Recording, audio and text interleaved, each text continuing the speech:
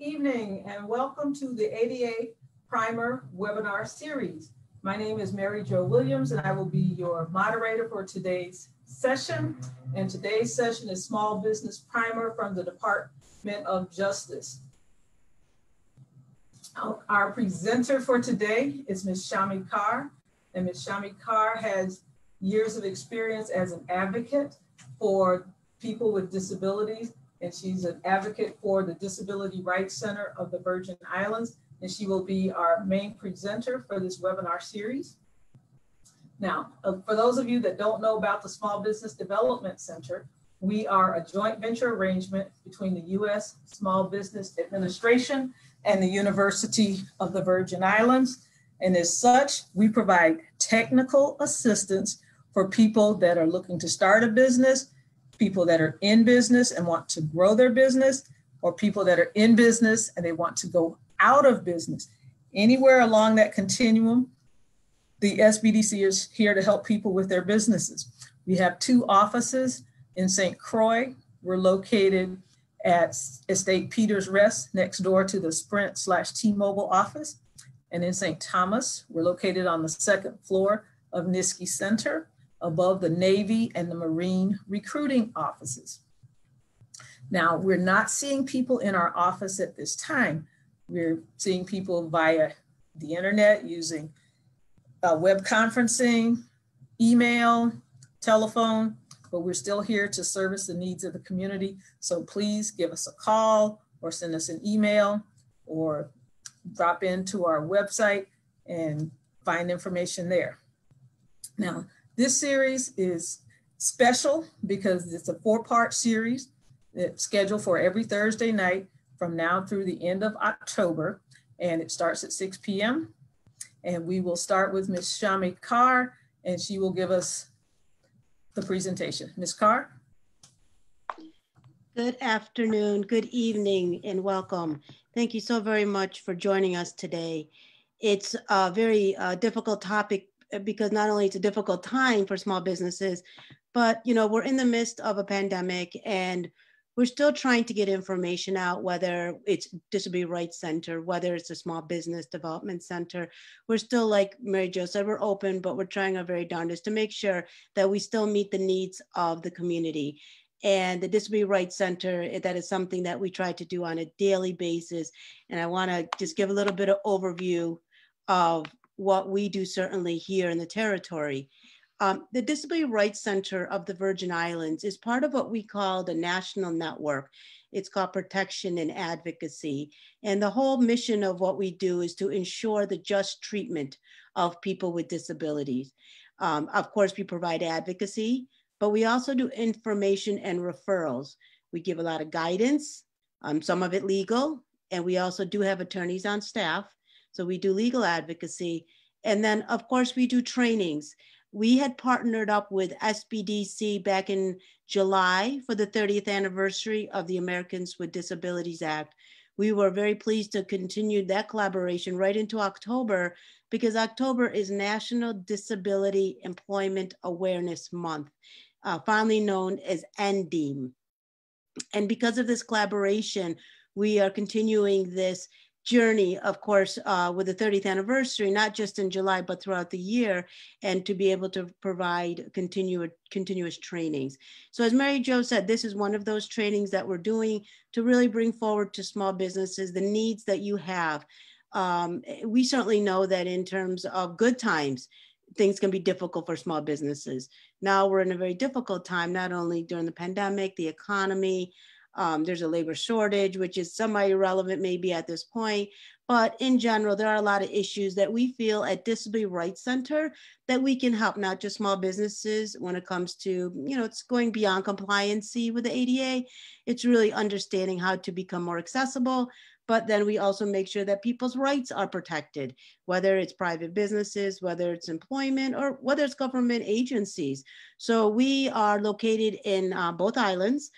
You can see the phone number for St. Thomas. You can reach us there. We're in Havenside, which is 340-776-4303. Our main office is in St. Croix, which that number is 340-772 1200. And of course, you can email us at our general email box, which is info@drcvi.org. And like Mary Jo says, we're also not doing direct service in the sense of having people come to our office, but we certainly are still providing services, as I mentioned, in terms of different kind of resources, continued trainings. And so do please give us a call if you've got any question related to disability, certainly, or anything related to this training as a follow-up. And I want to also briefly mention, we have an affiliate that we work with out of Cornell University, which is the Northeast ADA Center. The ADA Center's area includes Federal Region 2. So we're able to work with them collaboratively. It's been a great partnership. And certainly they support us in a lot of the ADA trainings that we do. Certainly that's their bailiwick, is Americans with Disabilities Act. So we're glad to partner with them and to continue to promote also their resources. And two-thirds into the training, we'll talk about different resources, and certainly the Northeast ADA Center will go through their website and have a better understanding of what they can offer to you. So as Mary Jo mentioned, and actually before I start, two things I want to mention is, one is that not only do we appreciate your time to join us for this training, we hope that you'll join us for all of the trainings, but they're not sequential. So if you miss a training or one training is not applicable, that doesn't mean you can't jump on to the next one. So please make this training work for you. We'd love to see you on all four, but if you can't make it to all four, they will be recorded. But also, again, they're not sequential. You can jump in at another a training.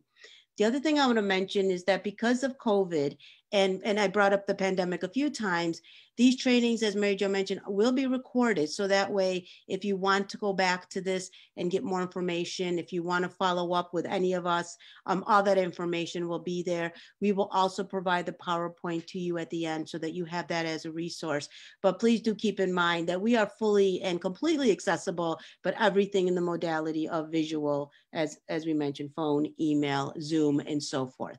Okay, with that, we are going to talk about today the first part of the module, which is Small Business Primer from Department of Justice. And before we get into any of that, I want to just go over this list and give some context. The reason we came up with this, both Small Business Development Center and DRCVI, is because we were seeing that there was a need to have this in a package, in a totality, because so many times businesses would say, well, I saw one off over here and I saw one off over there, and it'd just be nice to have it in one place. And so that's why we devised this program, but also in celebrating the Americans with Disabilities Act, the timing was really good. Of course, the pandemic certainly didn't make it easy for small businesses, but again, we're going to proceed through and make sure that we provide the information, because soon enough, businesses will be fully back open when the new normal is back. So with that, we're going to go over certain things like federal and territorial codes and guidelines. We're going to certainly talk about the Department of Justice ADA Primer. The next couple of trainings won't necessarily talk about building codes. The one for next week, we're going to talk about servicing customers with disabilities. Some business owners are very comfortable. Some people are not. Some of their staffs are comfortable because they have family members. So we'll talk about that. And most importantly, how does that increase your bottom line when you service customers also that include people with disabilities? For the 22nd, we'll talk about accessible elements in building codes. And this is where it's going to get very technical. Today's training is not going to be heavily technical. It will give you some resources that are technical, but on the 22nd, we are looking to have DPN and R join us so that they can give the very specific territorial building codes and so forth, so that it's really hands-on and it's very applicable depending on your establishment and the codes that will be required based on that. So that's on the 22nd.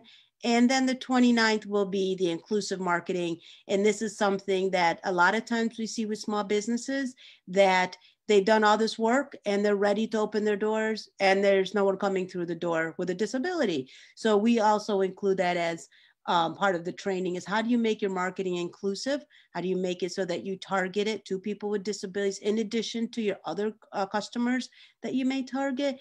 best practices for offline and online and so forth. So that is the series that we'll be bringing forward to you as Mary Jo mentioned, every Thursday from 6 to 8.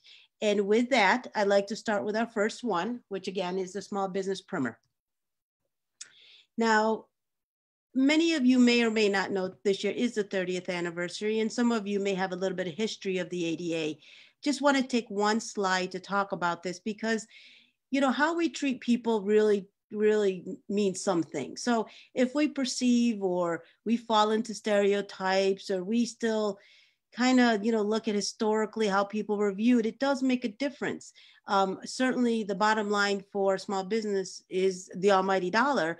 But if we don't perceive people with disabilities having money, if we perceive them just being poor, if we perceive them not being part of community, then certainly people in the small business field are not going to see them as customers. So the history is a little bit important. I just want to take a few minutes to talk about that. So the Americans with Disabilities Act is the most comprehensive civil rights law for people with disabilities. It's broken up into 5 sections, and the third section or the third title is for places of public accommodations. Now, what is a place of public accommodations? It's any kind of business that's open to the public. When the ADA passed in 1990, most of the times people thought of that as brick and mortar, you know, buildings and concrete physical things.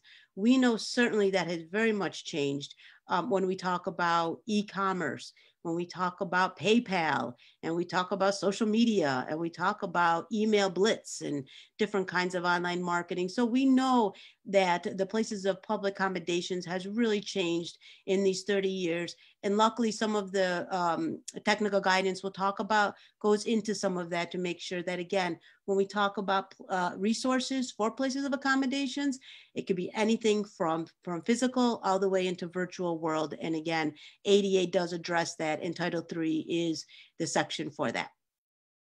The ADA was amended in 2008. This was so because there was a lot of frivolous lawsuits. And so this helped to further clarify definition of disability. Nothing that's going to be overly important, certainly for this training, but it's just good to know that the ADA does not provide an exhaustive list.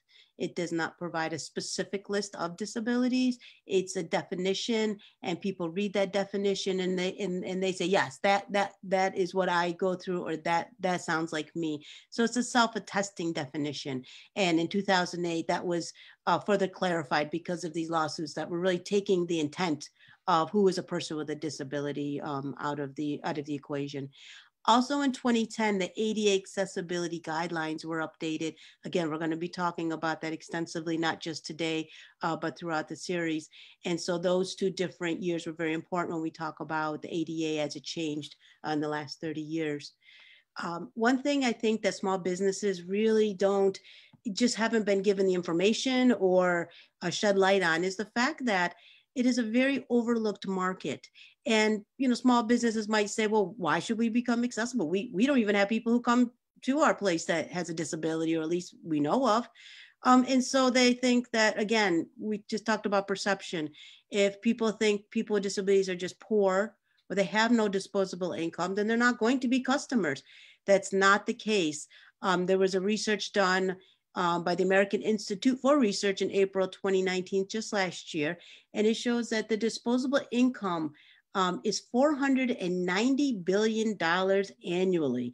That is twice to 3 times as much as what they call the tween market in terms of some of the heavily marketing that is done for the younger people. People with disabilities actually double that, if not more. So that is a very overlooked market. And in the training for the 29th, when we talk about marketing, and a little bit also on the 15th, we'll talk about what does that really mean? How does that get broken down in terms of a return on investment for me as a small business? You know, how can I get some of that money? Where do I find those people? And most importantly, if I'm going to make my place accessible, I want those people to come because it shows through research, they do have money to spend for sure, okay? Historically, there's been different views of people with disabilities. You know, in the very, very past, the people were perceived more like, well, this is the will of God, and this is why you're disabled. It started to move into what they call the pity model. And all of a sudden, people were looked upon as pity. That's the word handicap comes from, because that's a pity model. And so we in the disability community do not like to use the word handicap, because it's hand in cap, and that's when people were begging on the streets and just were, and people perceive them as pity. We started to segue a little bit better into the medical model, and we really have to thank the veterans for that, because after World War II, the veterans came back and said, no, we're still the same people, we just look differently.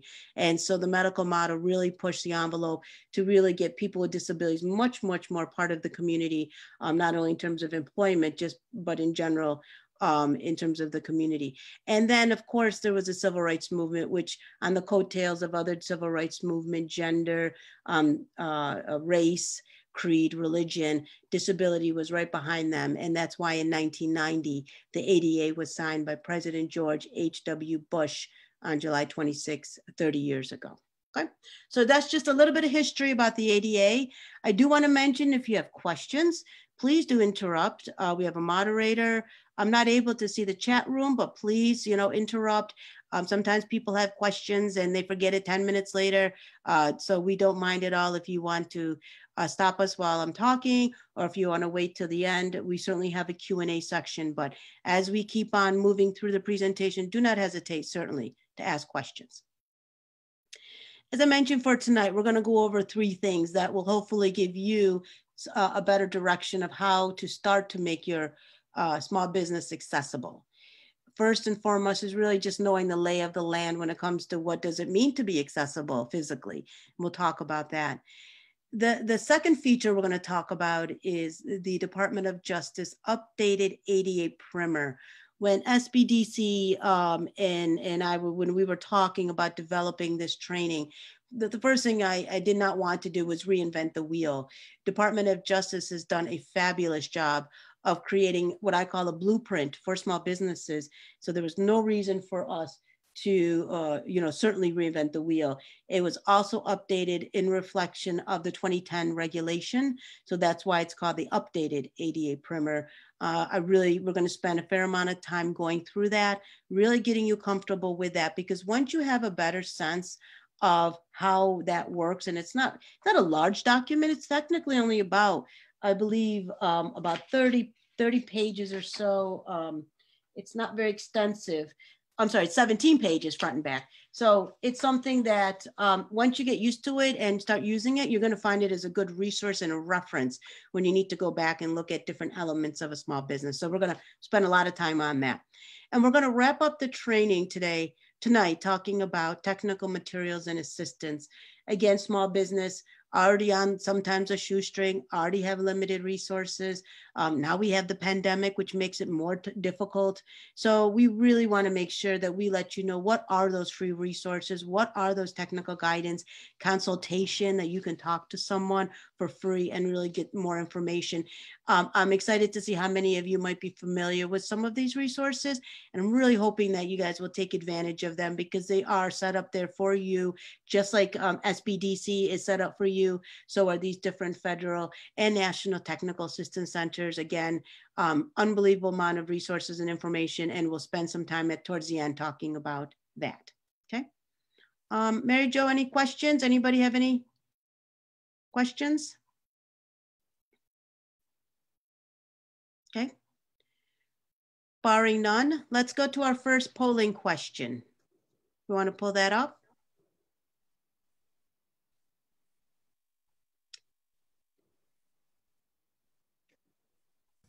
Okay, give me a second. Okay. And while she's pulling that up, I can read the polling question. And the question is, do you think there's a grandfather clause in the Americans with Disabilities Act?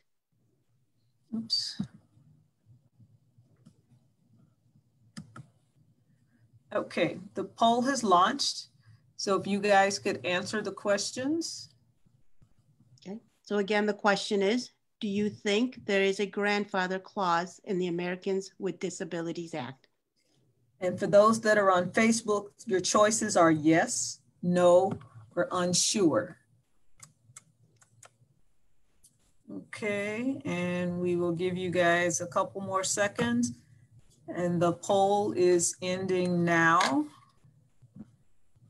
And drum roll for the results. We have 25% of the people think that there is a grandfather clause, and 25% of the people say there's not a grandfather clause, and 50% of the people are unsure. Okay, wow, that's pretty typical. And so it's good to know that I always see as a boo yay. It's kind of sad to think that people don't know, but it's a great yay, because we're going to learn that no, there is not a grandfather clause in the ADA. And so the 25% said that there was. That's not true. The 25% said that no, there's not one. You are correct. And for those who are unsure, again, there is not a grandfather clause in the ADA. We hear that so many times, and it comes from also the building codes use that language, but you have to remember that the ADA accessibility guidelines are not building codes, they are guidelines, and that's why the grandfather clause does not apply, okay? And we're going to talk more about that in terms of, well, what if we were established before 1990? What if we were established before the ADA? That's not a grandfather clause. That's a different language that we use, and we'll talk about that. Okay, so thank you for that. Okay, so let's get right into the little bit more of the technical part for today. And again, as I mentioned, we're not going to get knee deep in citations, different variants, permits, and we're not going to talk about that tonight. I'm going to save a lot of that for the 22nd when DPNR joins us. But I at least want to get you guys going in the right direction in terms of what would you look at in terms of where would you start? And so when it comes to the ADA, when we talk about accessible guidelines or, ramps and bathrooms and parking and things that we typically think of, that's coming to what's called the ADA Accessibility Guidelines, or fondly known as ADAG. ADAG is something that if you're a design professional, architect, engineer, anybody in the design professional, they all start with the ADAG. And the ADAG, because it is a federal guideline, gives you that kind of threshold that where you can start. And like most regulations, federal and then to national and territorial, is that the federal guidelines are the minimum standards. So we always want to be looking at that as the very bare minimum, and then to work for greater access based on state and territory level. So ADAG is that, and I'm going to show you what that looks like, and we're going to look into that in a few seconds. Then after the federal guidelines with ADAG, we then go down to the state or territorial level. I've worked a lot in New York, and so we have the New York State Building Codes, and we have Chapter 11, which is accessibility. Every state has their own. And so for VI, it's in the VI Building Codes, Title 29, Chapter 11. Oh, back to Chapter 11 again. So that's something that, again, that DPNR will talk about how to access that, how to find that, how to use that and apply it. So as a business owner that there's two guidelines that need to be looked at. One is the ADAG and one is the VI building codes. What sometimes happens with these accessibility guidelines, that there's some what they call international building codes.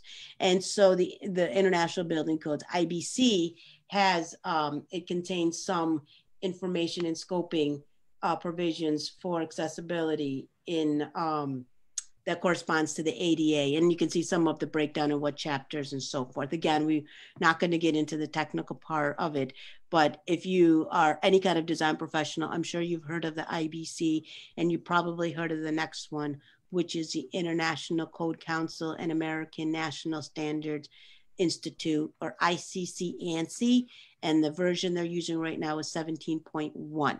Okay, so that's probably as most technical as we're going to get tonight, because I keep referring to the one on the 22nd. But if you are someone who wants to start to get a handle on where do I start, this slide will be the first place that you will start. And again, we're going to continue by looking into some of these guidelines, including the first one, which will be the ADAG. Now, the ADAG, which you can see on the right-hand side, guidance on the 2010 ADA standards for accessible design. You see that on the bottom, it's a Department of Justice publication, but keep in mind that it's what's called the Access Board. The Access Board actually divides these guidelines, and DOJ enforces these guidelines. And so what I want to do, and if Mary Jo, if we can go to our first link, I want to show you guys the Access Board.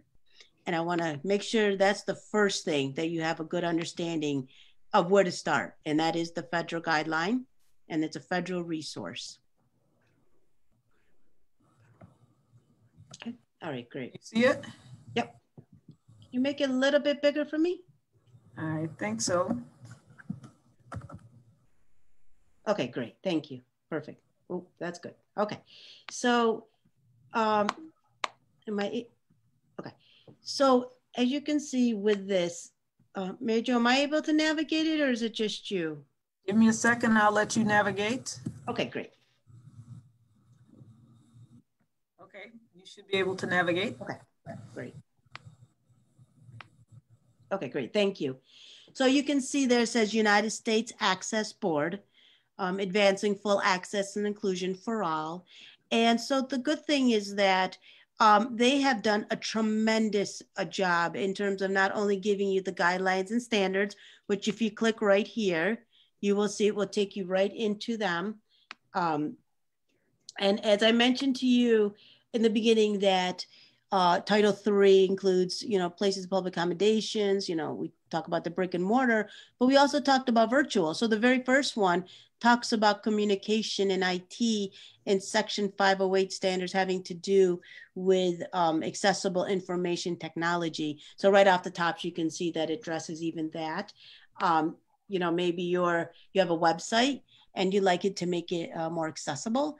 I had mentioned that in the beginning. This is some of the information that can get you started. There's building insights, as you can see next.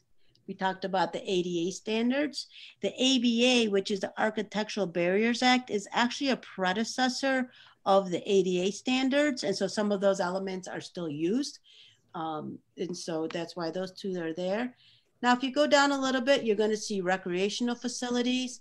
They've got, I believe there's some people that might be on today who do outdoor developed areas. I don't know in terms of the beaches. I know that certainly in the VI, there's eco tours. There's certainly in terms of hiking, there's a zip line. There's all sorts of different outdoors things to do, camping. And so this is really neat because it actually, you can see one of them says picnic and camping areas, beach access. And so again, these are some really good documents. I can give you those very establishment specific information in terms of really trying to make whatever you're trying to your facility is to make it more accessible. And those only came out about 10 years ago. So they're pretty current in that respect.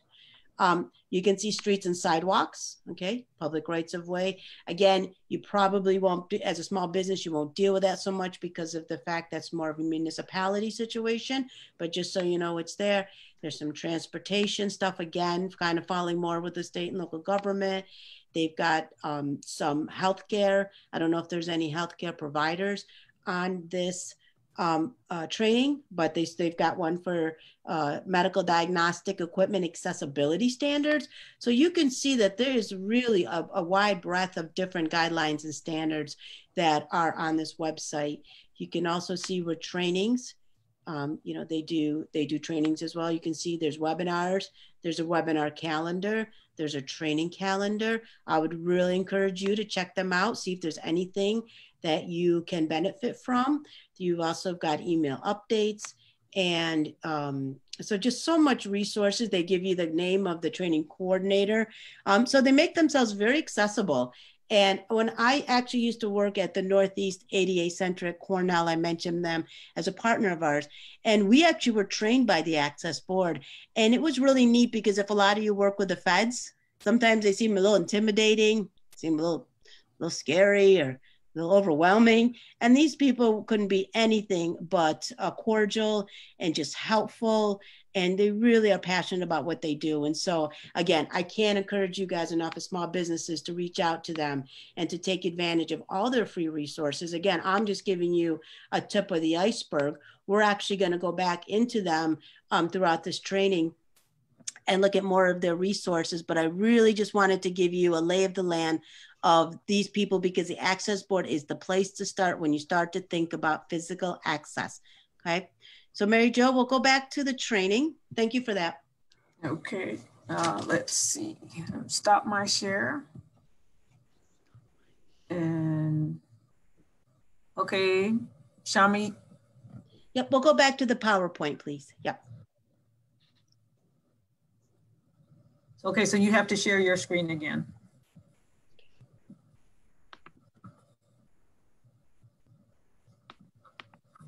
Okay, wonderful. Okay, so we're back to where we were talking about the guidelines and take a little cruise through the Access Board's website.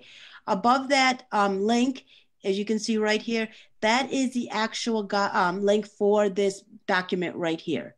And so that's right there, and you're able to go through. And again, we'll go through that as well. I just wanted to start out with general first with their website.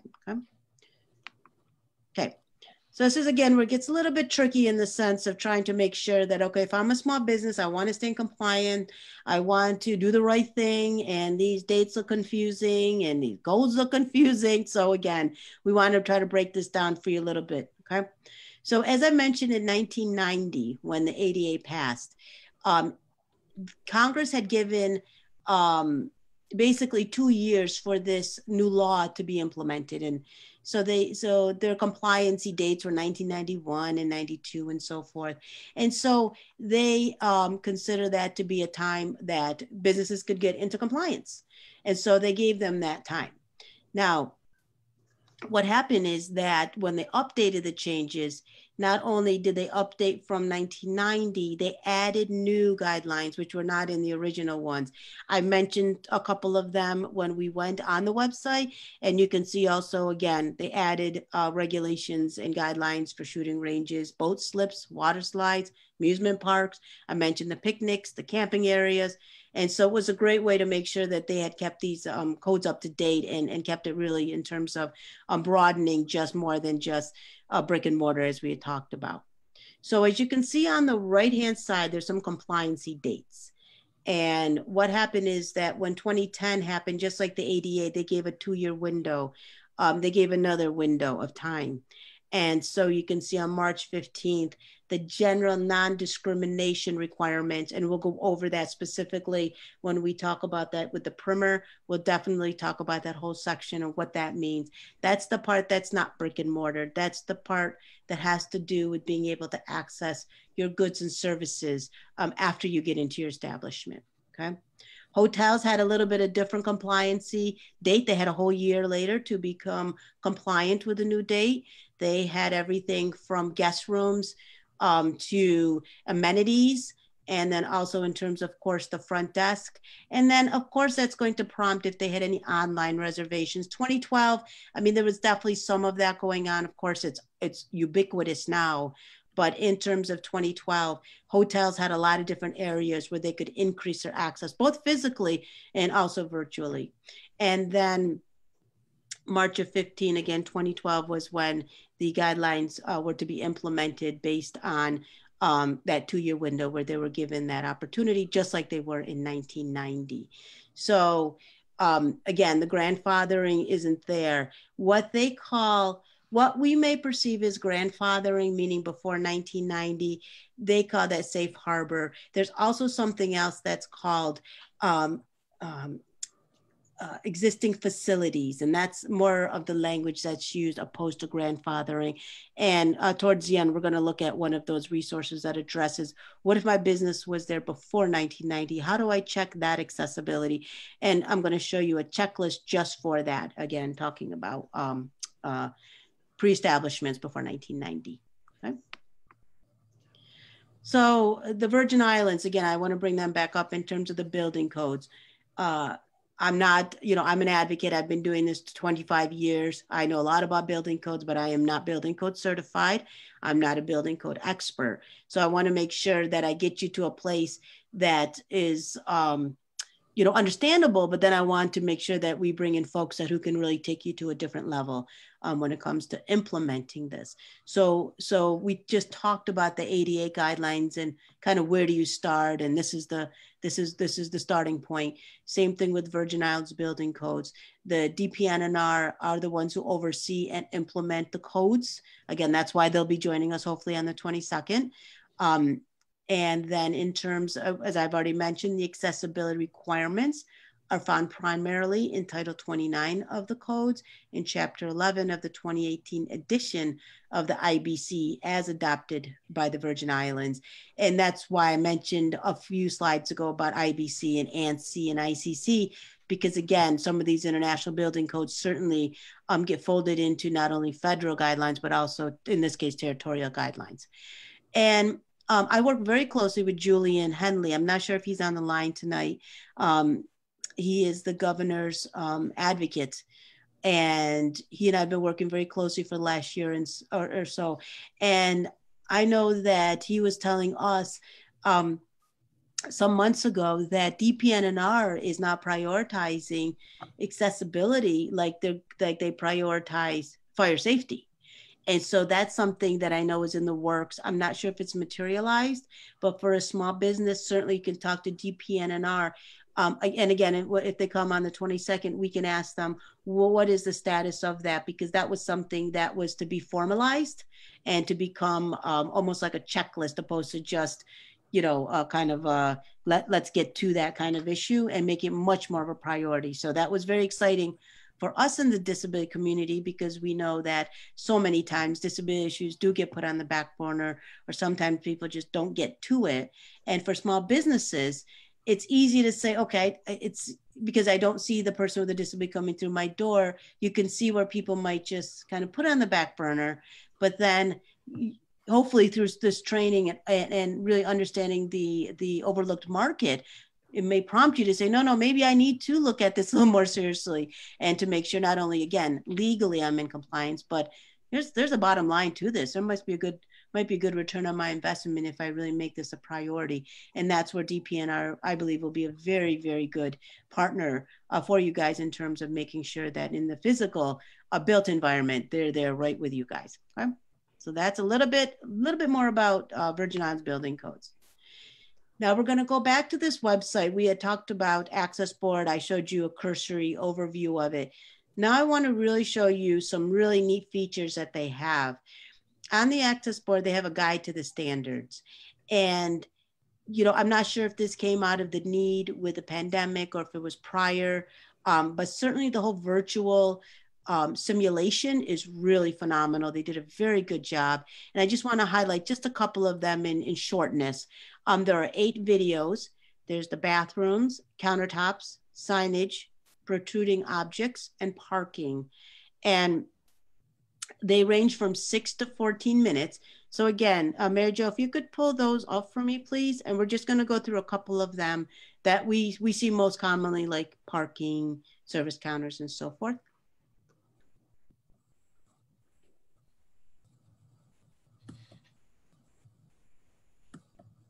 Okay, you have control of the screen. Okay, great, thank you. And this, as you can see, is the guide to the ADA standards, which I just mentioned. Now, they've got a lot of different hyperlinks and new construction, alterations and additions.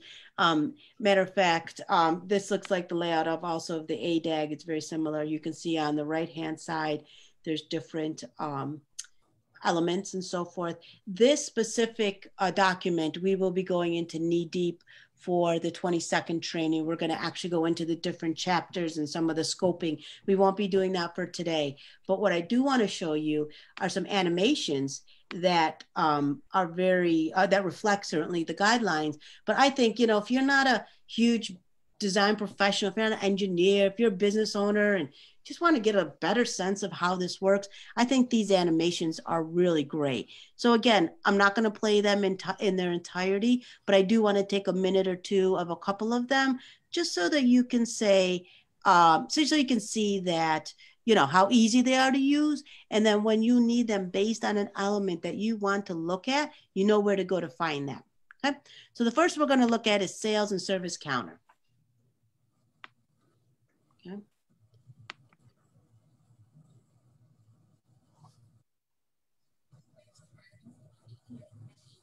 I believe there's audio with that.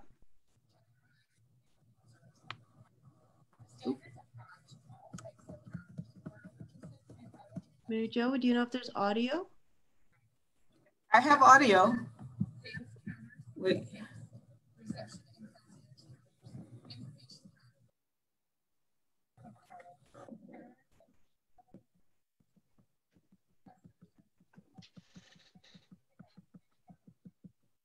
You hear it?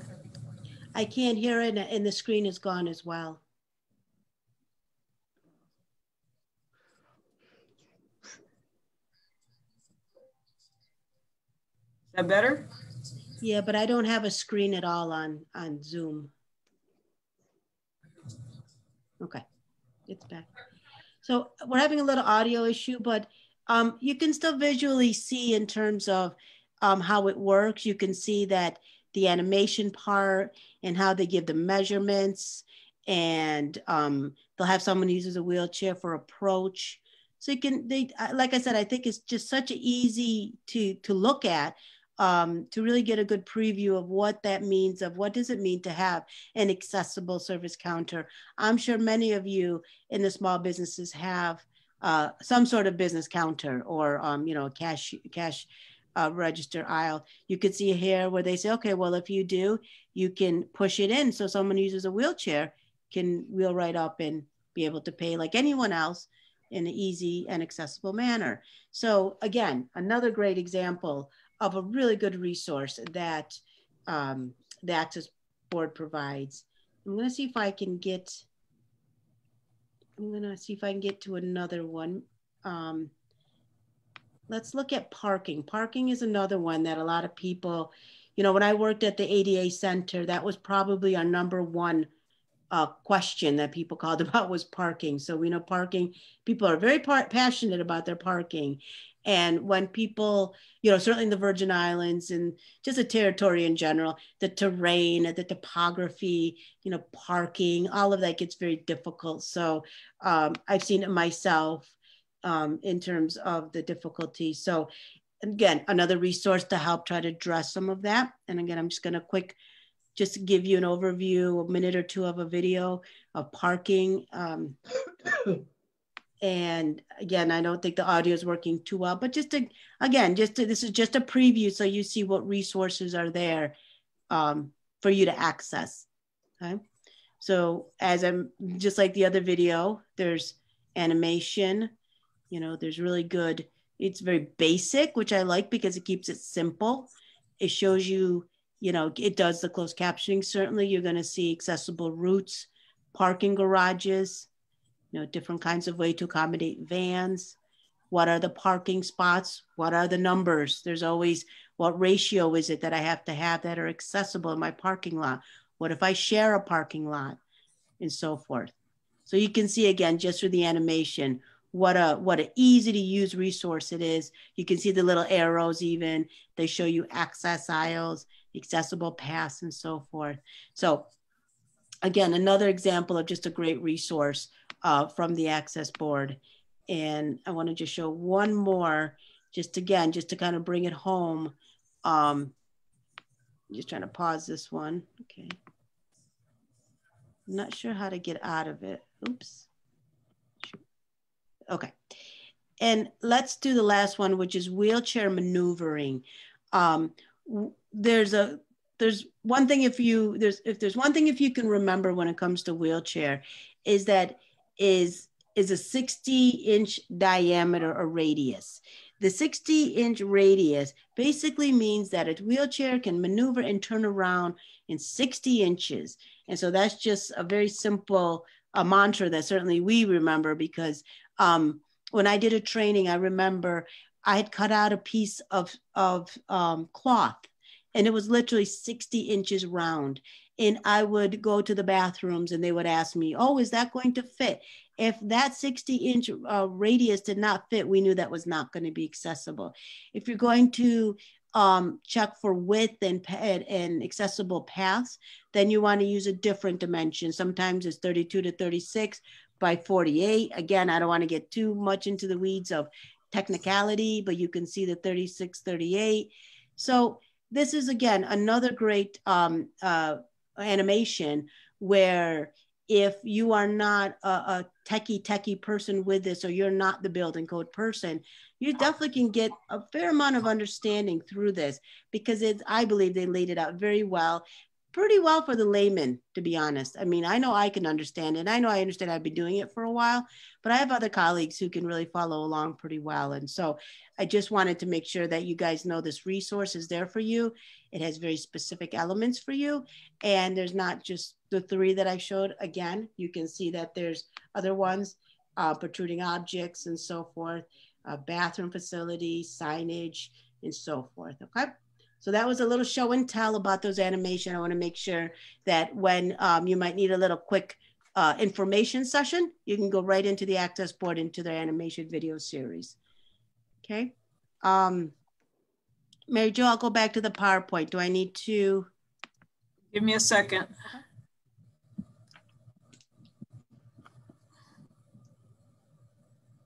Okay, you can go back and share your screen now. Okay. Oop, it's not there. Oh, hold on.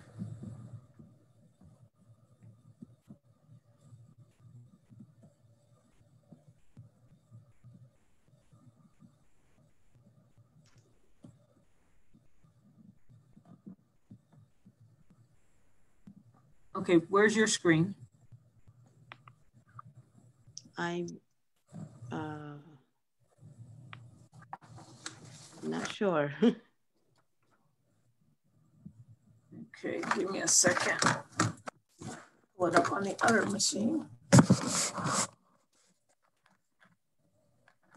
What slide are you on? I don't recall. It was the one having to do with the animation, the pictures. Okay, can you see my screen now? Yes. Yep. Okay. Okay, go ahead and. Okay, do I need to share again? That might be helpful. Okay, share. Hold on a second. Okay. I got to give control. Oh, sorry. What is your name? Shami. Okay. You have control now. Okay. Great. Thank you. Thank you. Nope. I don't know if it's going to move it. Shoot. It seems to. Sorry, I have a little technical difficulty. Yeah.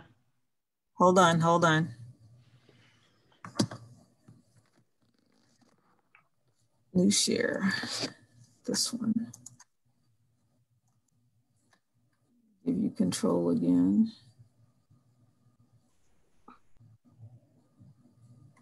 Where did your name go? Your name disappeared from my list? Oh, there you are. Mm-hmm. Hold on. Okay, now you should have control. Okay. No? Nope. Oh, sorry. Hold on.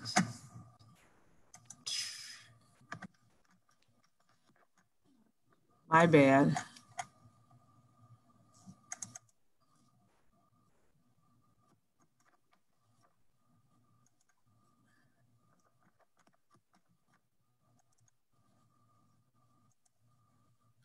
Now you should have control. Okay. All right. So we're going to go back a couple. Okay. So we were talking about these different resources, And again, I had given you a visual of all 8 of them, so you can see, and again, you've got the link to be able to go and preview them like we just did. So now we're gonna go on. Okay, so this is really the heart of the training, having to do with navigating the ADA primer for small businesses. As I mentioned, we did not want to reinvent the wheel.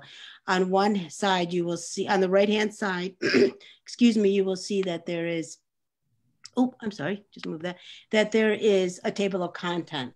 That they're not hyperlinked, so we're not going to use them, but I wanted to be able to make sure you had a kind of a quick glance of what that means or what that looks like. Now, on the left-hand side, we have navigating the small business. So Mary Jo, I'm gonna ask you again, we're gonna stay on this link for a while. So if you want to get that link up for us, and we'll start going through the primer.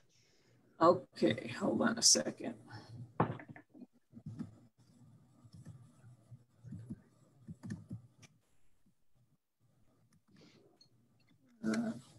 Machine.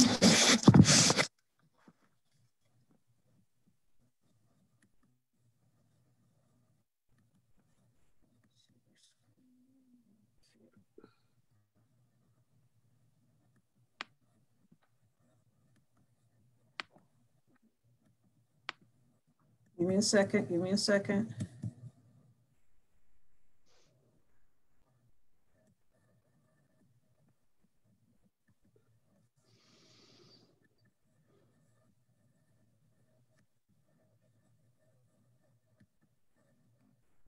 Okay. You have control? That's the page you want? That's the page, but I'm not able, okay, there we go. Yep, I'm good now. Yep. All right, so let's get right to the heart of this training, which has to do with this publication that I keep talking about, the primer for small business. As you can see on Department of Justice website, they have one in an HTML and they have one in a PDF. We're going to use the PDF, but of course, this is just an example of if you have something on the web that you can have it in 2 formats so they become accessible. PDFs have not been as accessible for people with visual disabilities. HTML has been much more accessible. So I just wanted to point that out as a kind of as a point of access that you can see as an example. So we're going to go into the PDF one.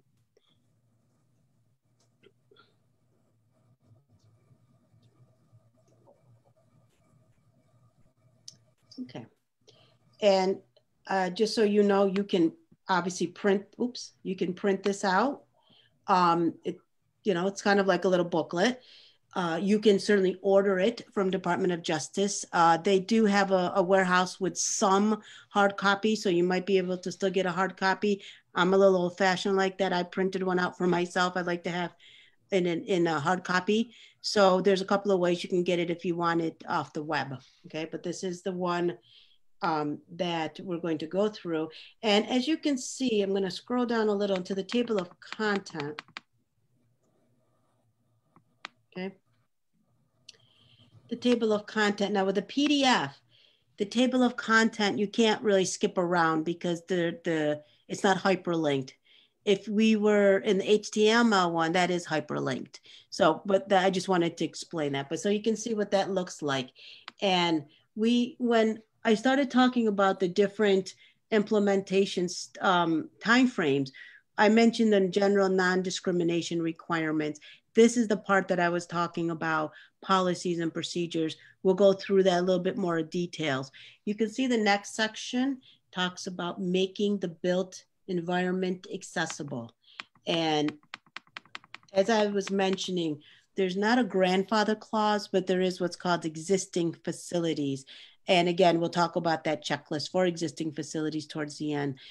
We were talking about safe harbor, so element by element safe harbor.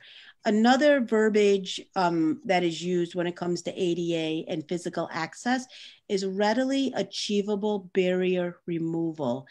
And what that basically means if you're a small business and you can readily remove that barrier and it's achievable, then you should do it. If it's not readily achievable, if it's just too difficult, whether it's the structure, or the cost, then that may not be readily achievable. Therefore, you may not have to do it. So you can see a little bit further down, they talk about priorities for barrier removal. In the training we'll do on the 22nd, we're going to get into that very specifically. What are those priorities? You can see some of them right there, which is parking, entrance, goods and services. And so these are what we call the 3 priorities of access. And in terms of not only being, parking, what your accessible entrance looks like, how do we get through the doors? What happens when we go through the doors? If you're a restaurant or an eatery, do you have bathrooms, public bathrooms? If you're retail, do you have a public bathroom? And so making sure that really your whole experience of basically before you even get through the door till you access the goods and services, that whole section, you can find a lot of information right in this whole part of readily achievable barrier removal. Okay. We'll go down a little bit more. We're going to look at now, there we go. New construction and alterations. As I mentioned, I am not a building code person. I wouldn't fathom trying to understand a lot of this, but I can tell you if you have some background, you will understand some of the language of new construction. New construction certainly is after the ADA.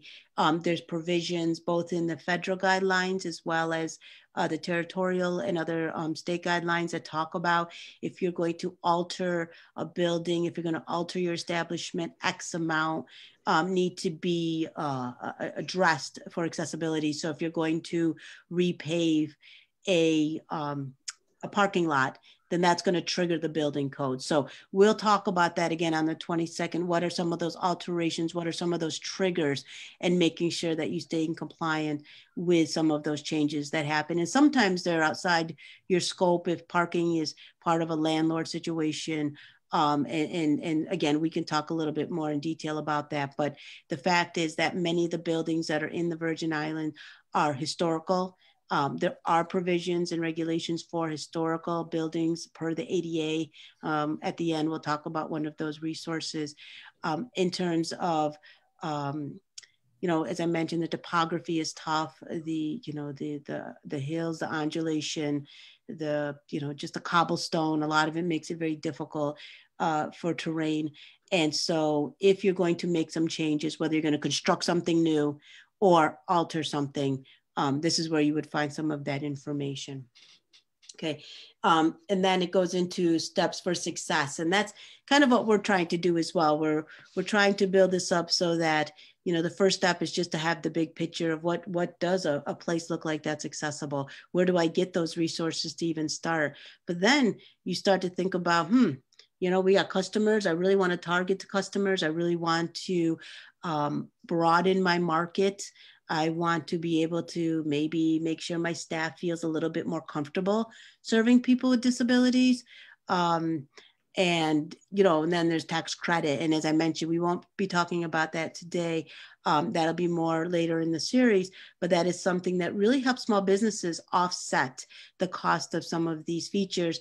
Again, because resources are limited because of the pandemic and the economy is so difficult right now, anything that could help is helpful. So these tax credits and deductions, even though US VIA is a territory, you still have access to them. And so that the primer ends on that in terms of talking about those steps and of course, talking about some ADA information.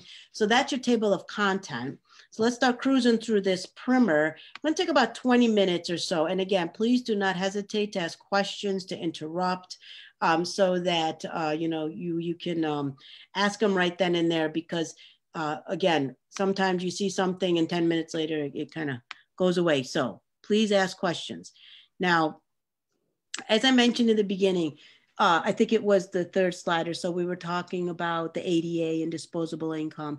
And I thought DOJ did a good job to really express that, there's a whole heck of a lot of people who have disabilities who want to patron your place, and they get into some of those demographics.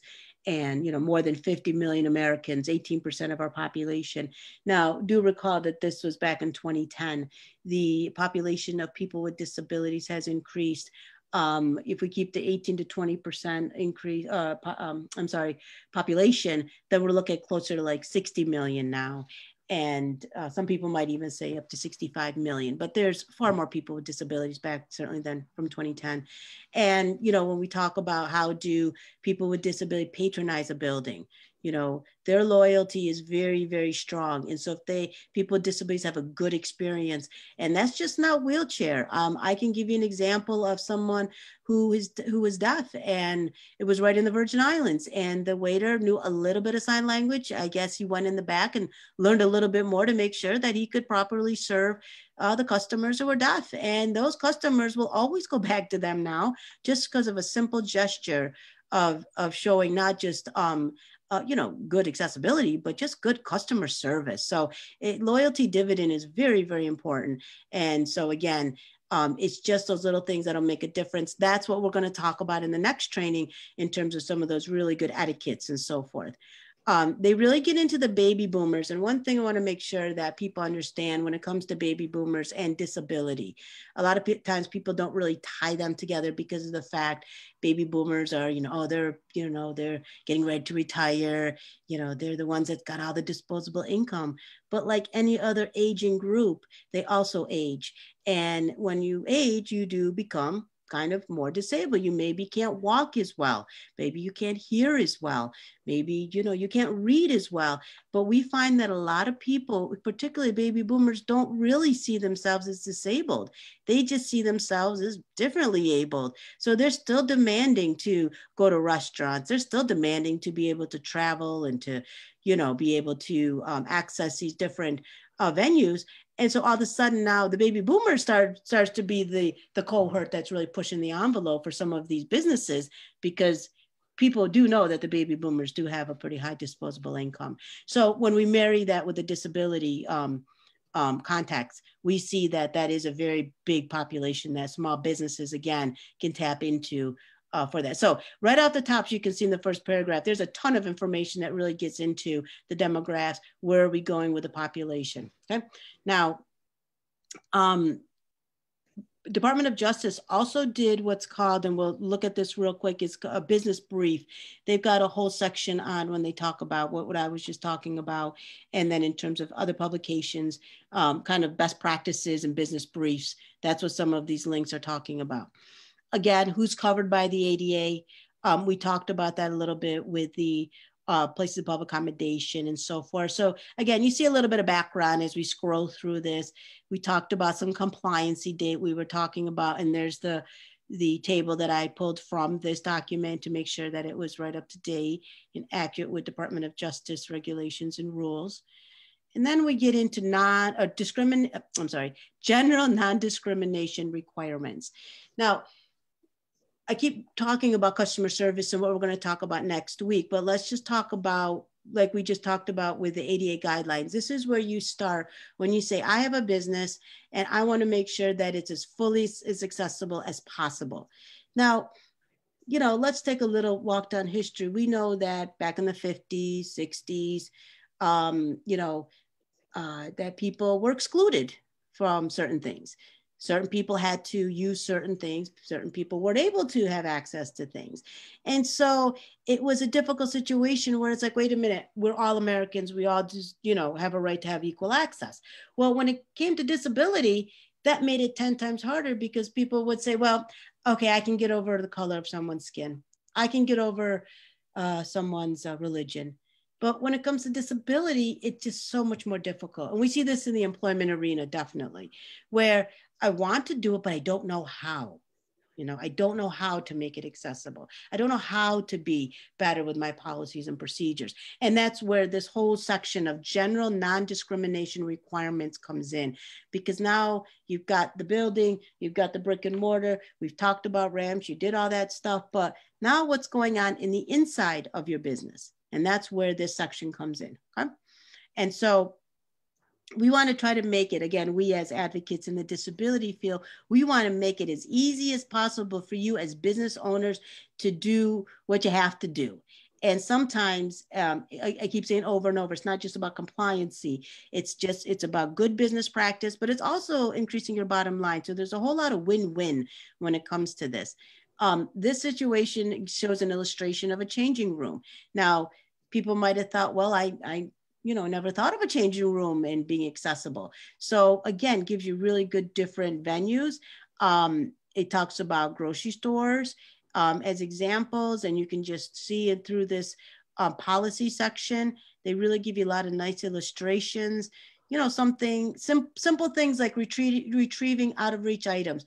You may do that already for people without disabilities. So sometimes the accommodations are already what you're doing. You just don't even realize that, yes, I am actually being pretty accessible. Sometimes it does take a little bit more in terms of setting something up or setting up a policy or procedure. One area I can tell you that we see a lot of back and forth is about service animals.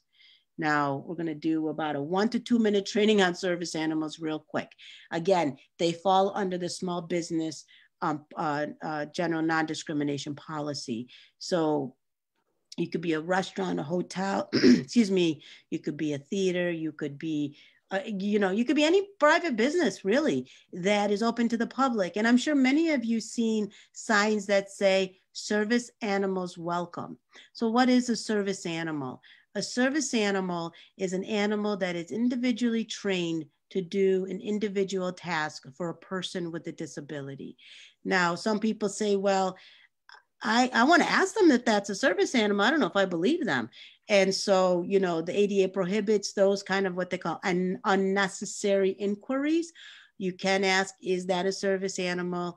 And if they say yes, you pretty much take their word. What I tell businesses is that you really will know a service animal when you see one. They have a certain kind of etiquette. So they're not required to wear jackets. They're not required to wear any identifiers, and they are not required to go through any formal trainings. And so as a business owner, you may see someone coming in with a service animal. And again, you can ask that question, but typically it's a dog, typically. And so if a service animal is running around the store, if they're not staying by the side of their owner, if they're barking, if they're smelling, chasing, that is not the etiquette of a service animal. So when you as a business owner say, we have a non-discriminatory policy, we are not going to discriminate anybody who uses service animals, this is what it's all about. And the business owners certainly have rights. If the animal is out of control, if the animal is urinating or just, these are rights that you have as a business owner. But more importantly is that when you do see someone who uses a service animal, 90% of the time, that animal is trained and that animal is doing the job for that person. And most importantly, as beautiful as some of these animals are, it is very important that you don't touch the animal and you don't pet the animals. You always ask permission. So as you can see, for example, no pet policy, you might have a no pet policy, but you're going to modify that policy to make sure that service animals are not part of that policy. They're excluded from that policy. Okay. Did we have any questions or comments in the chat box? No? Okay. So as we're going to cruise through this some more, oops, we just talked, I'm sorry, I'm going a little bit too fast. Let me go back. We had just talked about service animals. And just so you know, sometimes comfort animals come up, but comfort animals are under a different regulation than the ADA. So we won't talk about them because we're only talking about ADA and we're talking about places of public accommodation. Someone comes in with the emotional animal or comfort animal that technically is not under the ADA. So technically you don't have to let them in as part of your, as your service animal policy. Okay. I have one comment in the chat. Yes. It says, Mr. Jennings says that a service animal is always a dog or a small pony only. I would say that 90%, even more, have been dogs. And there are these miniature Shetland ponies. Maybe you've seen pictures, they're darling. They wear sneakers. They're very cute and they're about the size of a medium-sized dog. So those are typically what we see. And Mr. Jennings is correct, that is mostly what we see as service animals. Matter of fact, the Federal Employment Agency, the EEOC, even whittled down a little bit more to say there were certain breeds of dogs that couldn't be service animals, but that's with them in terms of the workplace. So Okay, so that's true. Dogs are predominantly, and when we think of service animals, not to get too far into service animals, most people think of service animals are for people who are blind, or visual disabilities. We know clearly that other disabilities certainly are assisted by service animals, those who have epilepsy, those who have autism, some disabilities you cannot see whatsoever.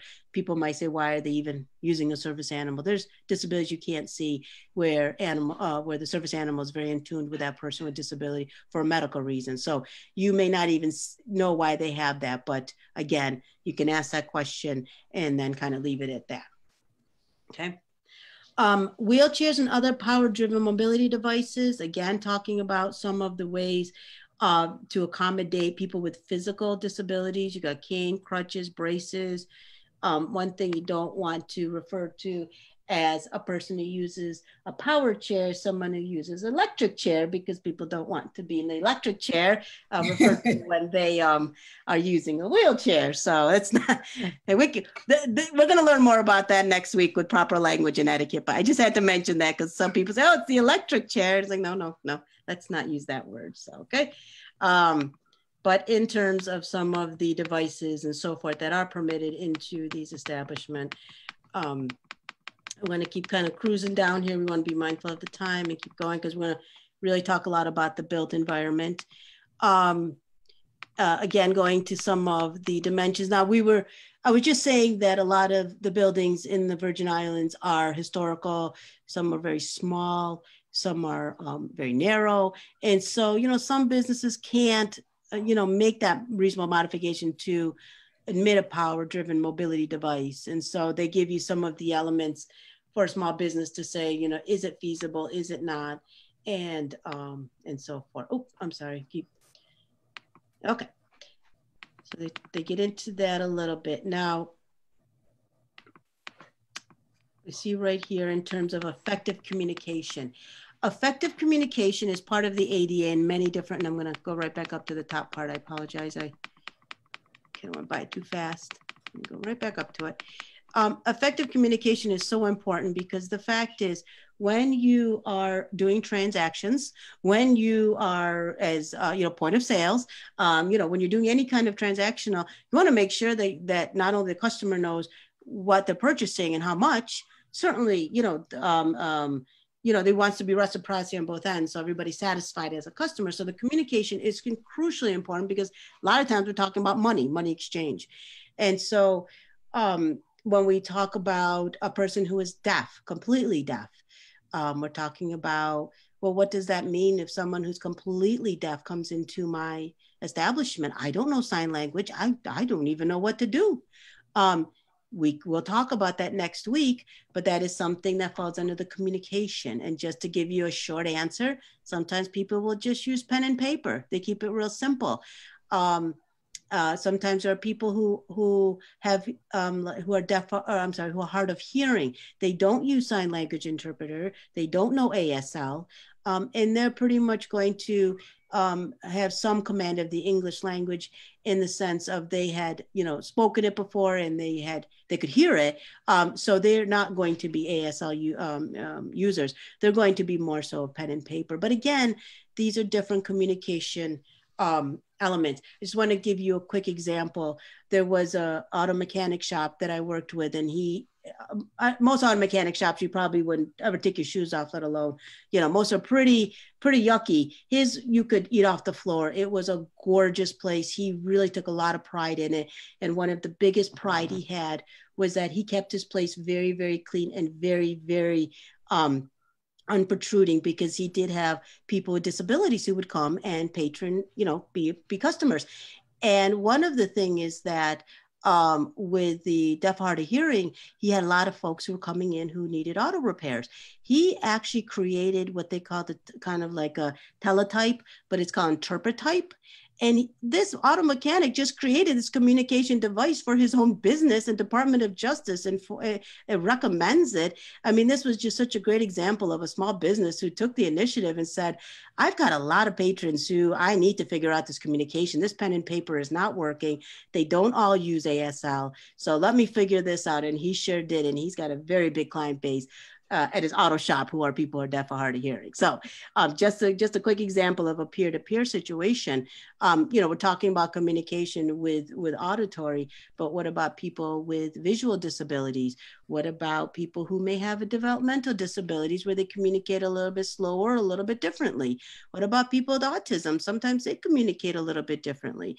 So, this is not a situation where a small business needs to be an expert at all of this. That's some of what we're here at Disability Rights Center to help you do, to be more comfortable, to know what the language and etiquette, join some of our trainings that will help you do that. You do not have to know all the answers. You do not have to know all disabilities, but most importantly is that you know where to go to when you do have that question or unsurety about that. Okay? So communication is a very big part of what they call the general non-discrimination part. As you can see, one of the illustration shows, exchange of written notes may be appropriate, for casual interaction. As an example, another one down here. Complex transactions will likely require more formal meanings. So for example, if you have a customer who's deaf or hard of hearing, or I'm sorry, who is deaf and uses interpreter services, you would want to, I particularly think of like a doctor's office or somewhere where it's a little bit, as a, say, complex transaction, you'd want to have a relationship with a sign language interpreter on island, because then when you do need them, you know how to access them before the need arises. So that's something certainly at DRCVI, if that's a resource that you need as a small business, give us a call. We will be happy to connect you. Again, especially if you're dealing with complex transactions, because sometimes pen and paper is just not going to cut it. And sometimes you get into legal stuff where you really do need an interpreter. So there's a lot of different ways when it comes to communication, deaf, hard of hearing, as I mentioned, developmental disabilities, visual disabilities, and so forth. Again, we're going to get much more knee deep next week about that and so forth. Let's also look at a business that does a lot of answering phone calls. You've got someone in this visual who is using a telephone relay service. Now, this is a little bit outdated. A lot of people don't use them as much. We've got the 711 system. We've got video relay. We've got Sorensen. There's all different types of communication for the deaf, hard of hearing. But just to play on this example, the person calls the interpreter. I'm sorry, the person who's going to be the translator, and then that translator is able to tell the business, oh, this person is calling, and they're going to say exactly what that person is saying, so that it's like a communication minus the third person, even though there's a third person there. So again, giving equal access to people with disabilities who do want to be able to, looks like in this case, place an order. You might have seen in the past where they would have a phone number and then they would have a TTY number. And that's just, again, that's a little bit more archaic now, especially with the internet, especially with smartphones. There's so many different, more increased access. So that's, it's a little antiquated. As I mentioned, again, this is from 2010. But again, it's such a good primer that most of the elements are very, very applicable as we speak, okay? You can see in this visual, there's someone here who is reading the menu to the person. And, again, another form of effective communication that has nothing to do with a ramp or an accessible bathroom or brick and mortar. It just has to do with really going above and beyond when it comes to customer service. And so, again, that's the main thing to remember in this section of the general non-discrimination. Okay, so now we're going to get into making the built environment accessible. This is going to be kind of a 101 compared to a 201 or 301 that we'll get into on the 22nd with DPN&R. But the whole purpose of this training was to make sure not only did you know about this document, but you know how to cruise it and you know what you can expect to find in it. So let us cruise along and go into the built environment. Now, we keep talking about this existing facilities, okay? And they really get into some of the details of which standards, some of the changes. It goes from the 2010 to the 1991. And so again, if you're a design professional, architect, a building code person, this is going to be very simple for you to follow along. For the rest of us who are a little bit more of a layman, it's a little bit harder to follow, but it is something that if you're a small business and you're working with someone, you give them this information, it's something that they can certainly run with. But let's keep going down because they're going to get into some of the different, what we call scoping, which has to do with the different elements, okay? And here's some of the new requirements. You know, these aren't as applicable for the Virgin Islands right now. I mean, there's some parts that are, but, you know, amusement rides, certainly not so much. You know, I don't know if they're shooting ranges or facilities. Some of these apply, some don't. But these, and I mentioned on the Access Board that they had these new publications like recreational facilities and so forth. You're going to find a lot of those in there, like the fishing piers. Matter of fact, I think you're going to find all of them, if I recall, all of them in some form of document for each of those types of facilities. Okay. So when we talk about existing facilities, as I mentioned, we talk about what's readily achievable. The purpose of the ADA was not to break anybody's bank. The purpose of the ADA was not to pound the table and say, give us everything because, you know, historically we've had nothing. I try to explain to people the ADA is kind of like when you're in line to get something, you know, everybody's in line to get whatever they're getting. But people with disabilities sometimes don't even get a chance to get in the line. But the ADA helps people get in that line. So they're not asking to be treated better. They're not asking anything extra. They're just asking for equal access. So I just want to make sure that people understand that the ADA, the intent of the ADA was never to bankrupt any business. And that's why this provision of readily achievable is so important, because it really gives you, you know, the analysis to say, I can do this easily, I cannot do this easily. And if you can't do it easily, then it could be justified, okay? So readily achievable barrier removal may include everything from, as we talked about, accessible routes to the parking lot, to the business, to installing ramps, widening doorways, and so forth. So let's use an example of Red Hook, okay? And there's a lot of eateries in Red Hook, and we're not going to name any one name just to be proper. But let's just say one eatery is really not accessible. Their door width is not accessible. You just couldn't even get in if you had a wheelchair. This place is a little bit dark, so it's hard to even navigate if you have a visual disability. The bathrooms are not accessible at all. And so it'd be like, don't think this is an establishment that could work for me at all, because I can't even get in the door, let alone access anything in the bathroom. You could go right across the street, and then all of a sudden you go into a marvelous eatery, but you realize, okay, the door's great, the ramp's great, bathroom's great, but the tables are all high tops. So that's an easy fix.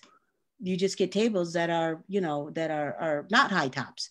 You can have high tops, but you have to have some low tops too for people who use wheelchairs. That is a very easy fix. So you can have contrasting eateries in the same place, in the same area, and have very different outcomes when it comes to what is readily achievable. It may not be readily achievable for that one business to really, you know, redo their entrance, you know, redo their whole bathroom. No, maybe the lighting can be easier, but that's not going to help for the person in the wheelchair, because again, they can't even get through the door, opposed to the one across the street where they just went ahead and purchased, you know, 5 tables that cost them, I don't know, whatever, $200. And that was an easy fix. So readily is very subjective, and Department of Justice knows that. And so when a business, you know, does get a complaint, certainly Department of Justice goes through that analysis, because sometimes it's just not readily achievable. And the business is in the right to say, you know what, we can't do this. And this is the reason. There's a lot of things that you can make very easy, readily accessible. There's one thing, for example, there's a doorknob, and there's what's called adaptive technologies or adaptive equipment that can actually add on a little bit to your establishment, that all of a sudden it's accessible. So as an example, there's doorknobs I've seen that with this little adaptation, it probably costs $20. All of a sudden your door's accessible. So there's even those simple things that can really get you not into compliance, but get people coming through your door.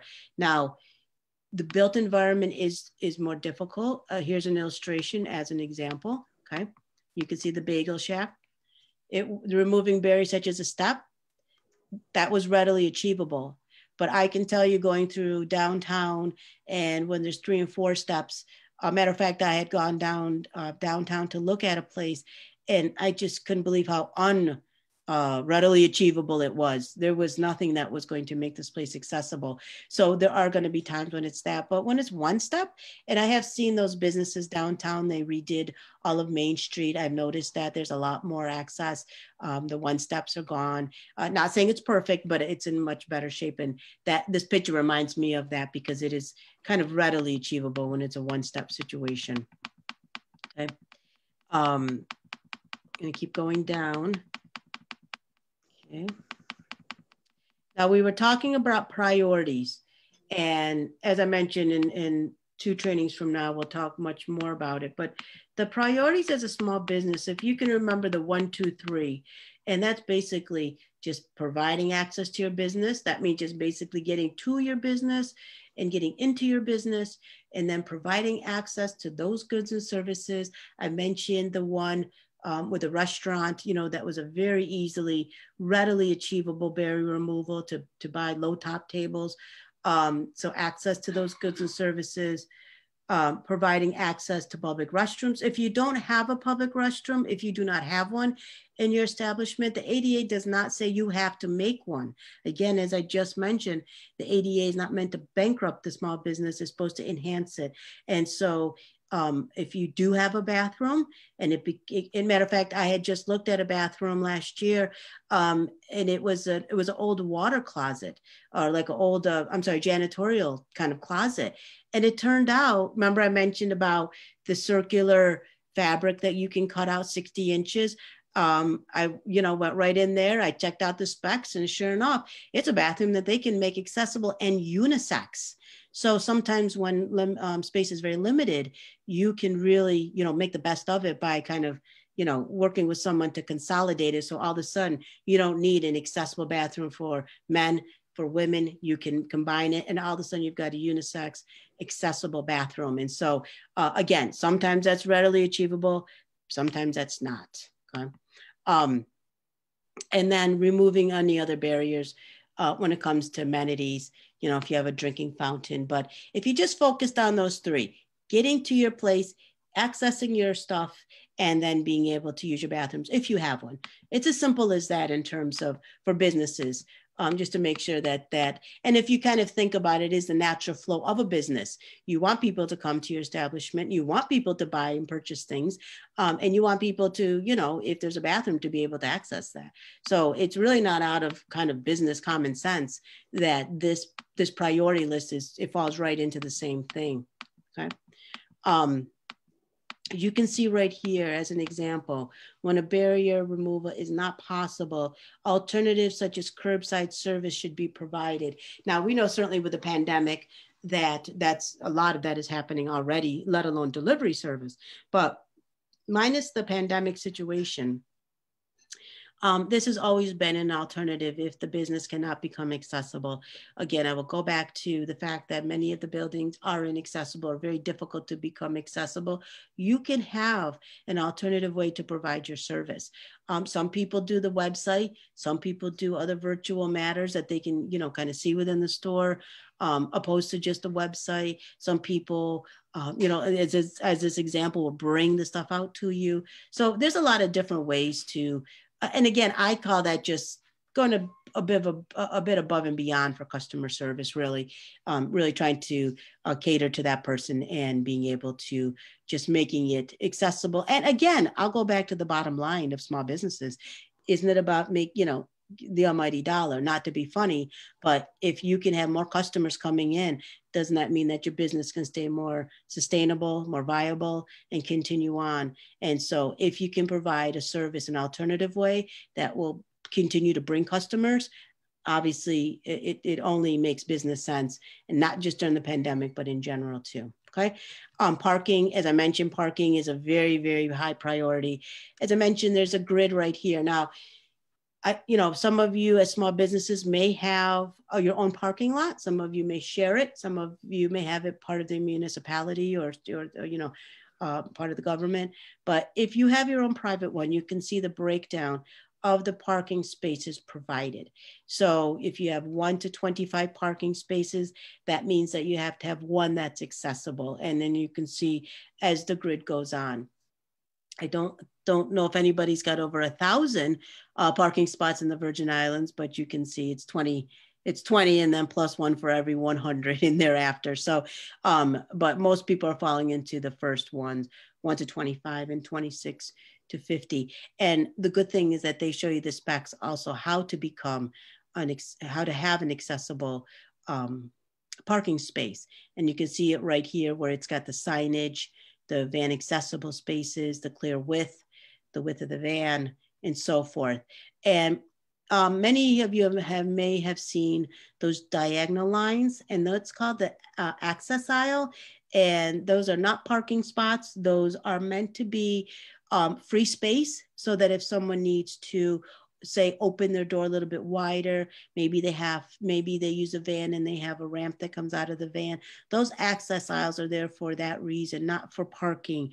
I see so many people parking in the access aisle thinking, well, I'm not in the quote unquote, I'm not in the handicap spot. And then it really is difficult for people with disabilities then to be able to park, but God forbid they've already parked and then they want to leave and then you parked your car there and they can't leave.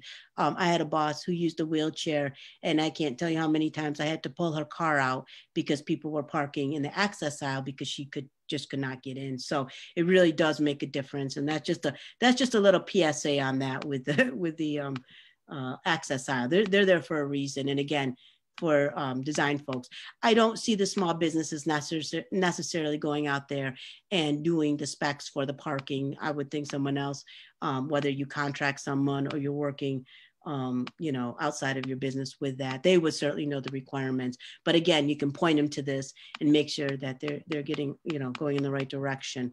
We talked about the priority in terms of parking. You can see there's entrances. Making sure things aren't blocked as an example for accessible routes. I was somewhere over in St. Croix and I was really surprised their accessible route took them right out into the road. So that would not be considered an accessible route. So there are some common sense to this. Again, I'm going to cruise through this a little bit quicker so that we stay on time because I do want to talk about the resources and I want to leave time for Q&A. Again, the purpose of this is just to be able to understand that this product exists, that it's a good blueprint for you guys, and that this is just the beginning in terms of the resources that's available to you as a small business. Let me show this picture just because it's a good haha, but up where I live, a lot of people want to put snow and other debris on the access aisle. That's a big no-no. Again, I just mentioned why that's a problem. And so I'm sure we're not going to be talking about snow, but just not to put anything in that access aisle. Did someone have a question or a comment? No, okay. We're going to take about 2 or 3 more minutes through this, and then we're going to jump back into the PowerPoint. We were talking about shelves and sales and counter services and points of sales and things like that.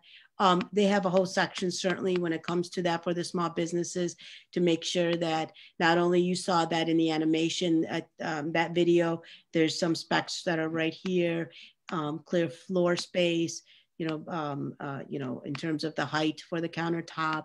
Sometimes if you're doing a side approach or if you're doing a front approach and things like that.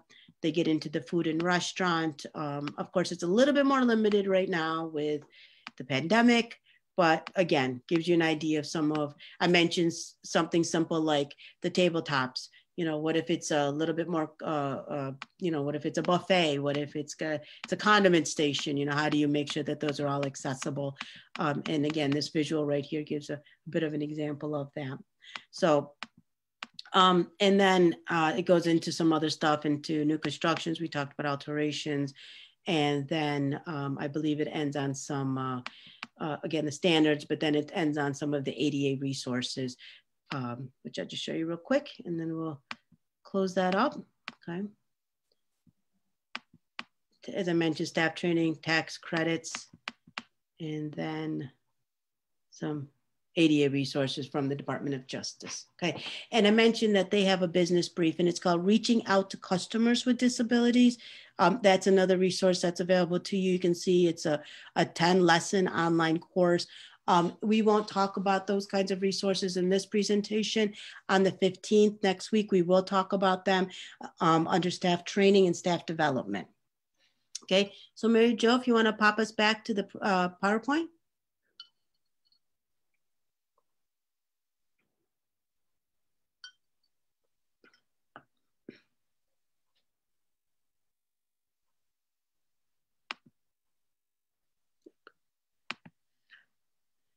Okay. Yep. Give me a second. Yep. Try. I've got it. I'm good. I've got it. I'm great. Thanks. Yep. Okay. Thank you. So, you know, that was our slide with navigating the primer. We talked about the first section, which is non-discrimination, again, policies and procedures, reasonable modification, service animals, effective communication. We talked about making the built environment accessible, reasonable modification, safe harbor, you know, readily achievable barrier removal, the priorities, again, parking and entrances in different establishments. Okay, so that was kind of the crux of the training, is to make sure that you felt more comfortable with it and that you know where to find that resource and how to navigate it. Okay, before we move on to the last section of the training, does anybody have questions or any comments? They said they can't see the PowerPoint. Okay. Hold on a second. I'm showing it, right? I can see it, yes. You can see it? Yes. Okay. All right. Let's see here. Can you advance the slide? Yep, I'm able to advance it.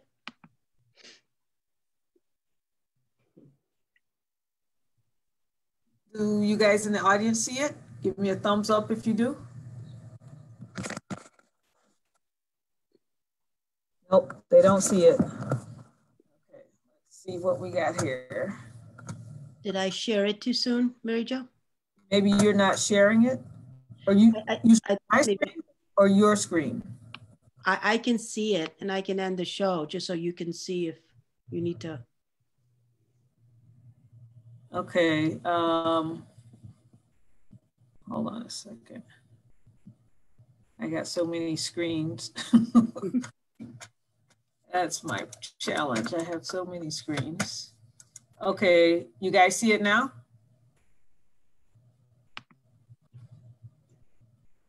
Nope, not yet. Okay, let's see. Shami, did you hit share on yours? I did. And then you hit in the bottom right-hand corner, the word share? Yes. Okay. Let me go and share mine again, since we are having that challenge.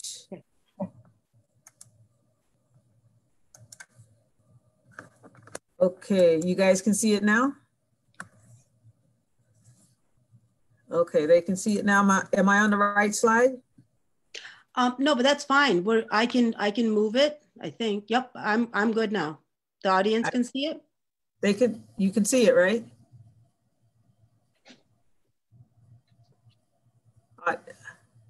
Yes. Okay. Okay, they can see it. Okay. All right, so we're gonna cruise along to keep on time. So we have another polling question, and oops. Oh, I'm sorry, Mary Jo, I can't seem to advance the, oh, do I need to do share screen? Maybe I need to give you control. Okay, hold on a second. Shami, there you go. Okay, sorry. Wonderful.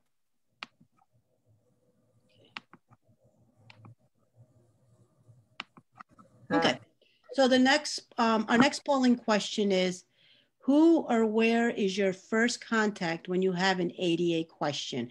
Is there a person you ask, or is there a department you ask? And Mary Jo, if you want to pull up those questions and we'll get a pulse of what the audience thinks.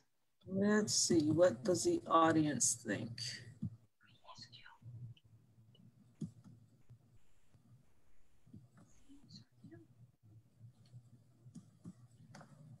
Okay, you guys can see the poll?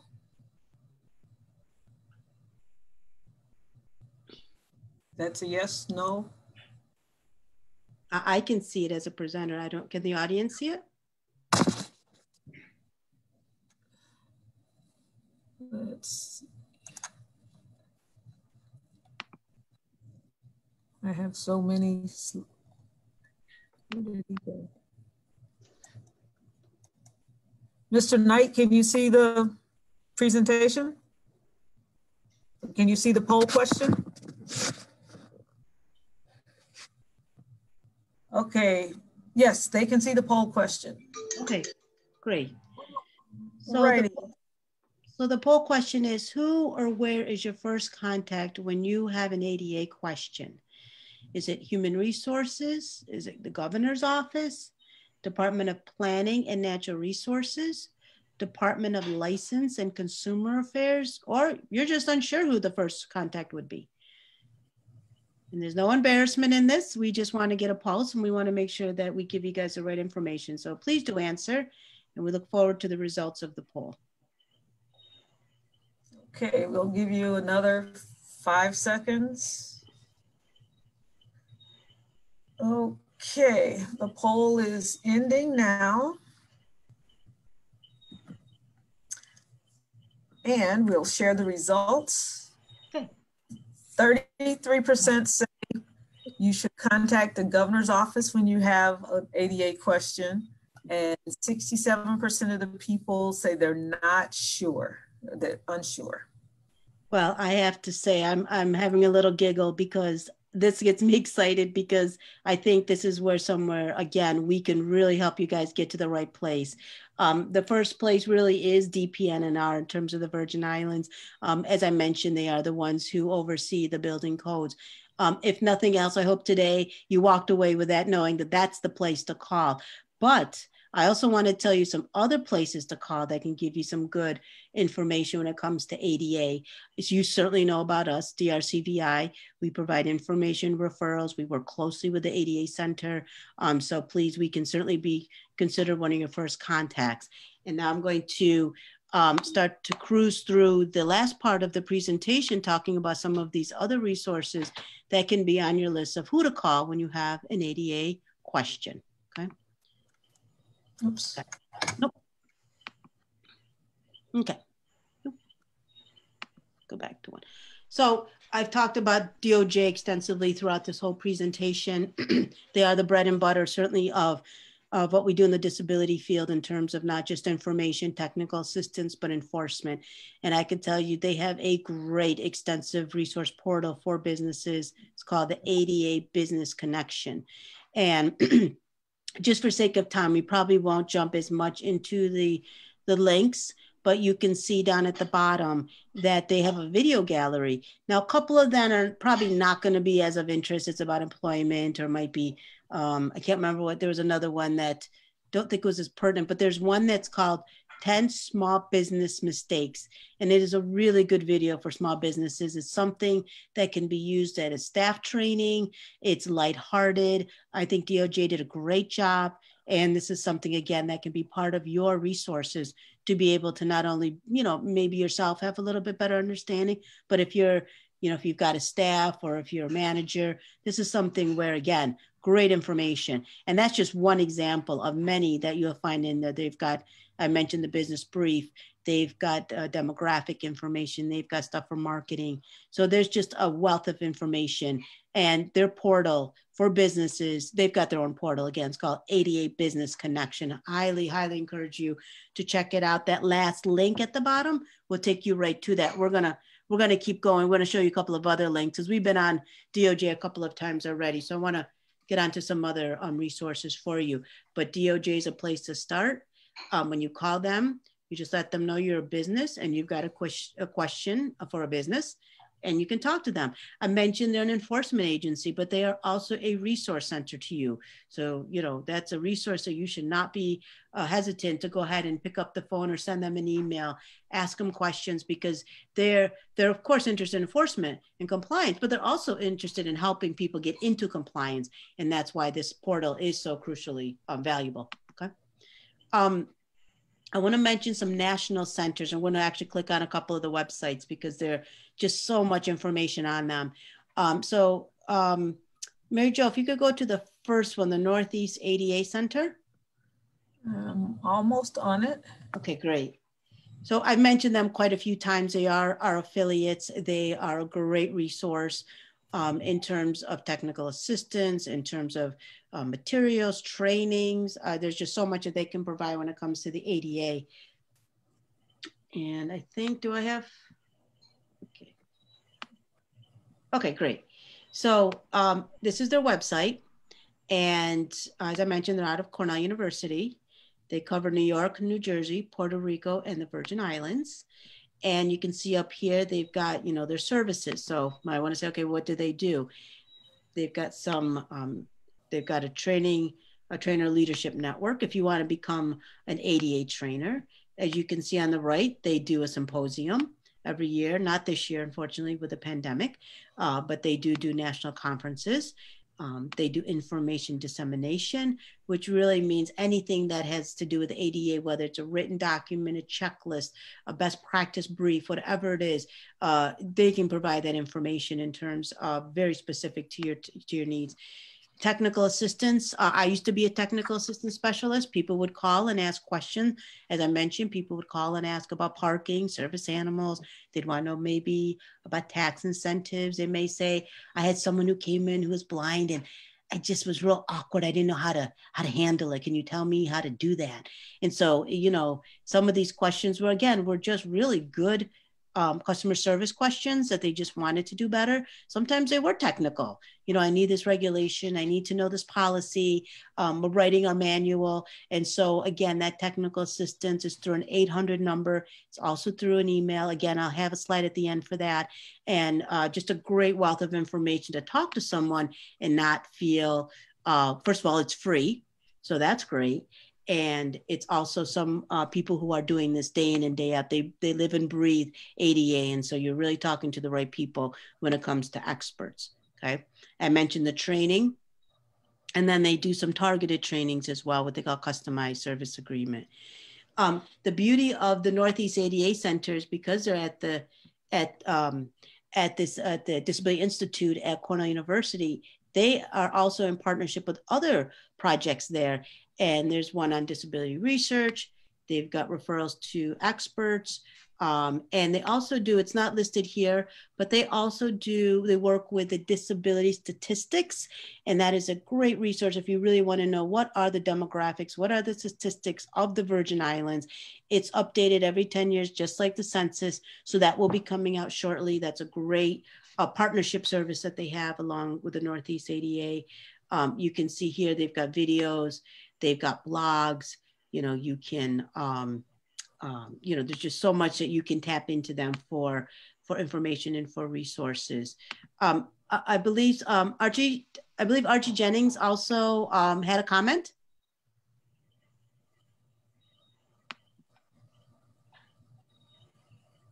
Well, Archie, I can read your comment, and certainly the Northeast ADA is very familiar with the Virgin Islands. I mentioned that they are an affiliate, we're an affiliate of theirs, and this is their catchment area to include the Virgin Islands. So they're very, you know, they're very dedicated, excuse me, they're very dedicated in making sure that they, you know, provide resources and information. Matter of fact, they just created a toolkit, and they included the Virgin Islands as part of their research to come up with the research findings and then to create this toolkit. So it's exciting to see how, you know, places that are so far, 1,800 miles, still looking out for the Virgin Islands. And again, we can't big up the Northeast ADA Center enough. They've got just tremendous resources, just great amount of, whether it's for small businesses, whether it's for design professionals, whether it's for employers, you name it, they probably have it, okay? Did someone have a comment? Nope. Okay. So that's the Northeast ADA Center. I wanted to make sure you guys know about them.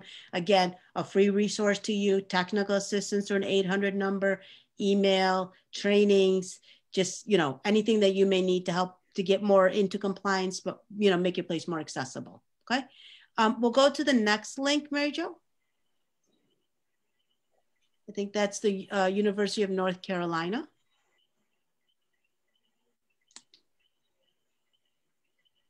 Okay. And we're gonna, well, this will be the last link we go to because we want to save time for Q&A and the evaluation. I only want to mention UNC because they do universal design. So many small businesses, because of limited resources, they need to streamline their efforts. And the Center for Universal Design can help you do that for a small business. They're out of course, North Carolina State University.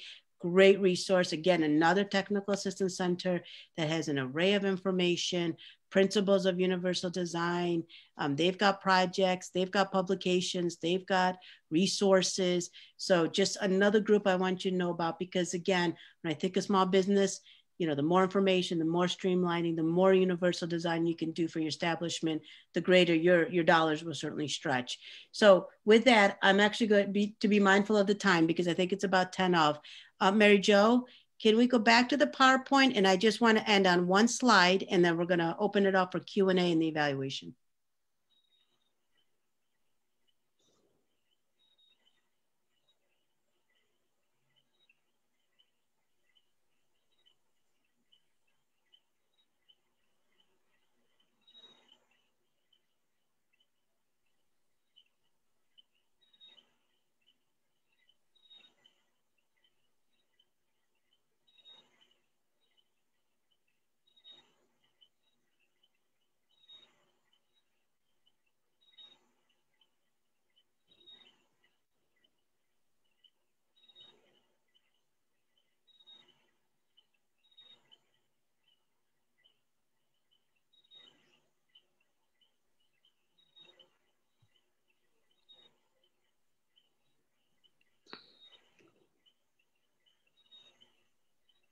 Great.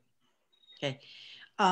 One thing we want to make sure that as we all struggle through this time with COVID and the pandemic is that there are resources out there for small businesses. We want to make sure that small business certainly has a whole COVID page. US Chamber has a whole COVID page. I want to mention the EEOC, they have a COVID page for employees. So if you're dealing with any employment situation, they've got a COVID resource page.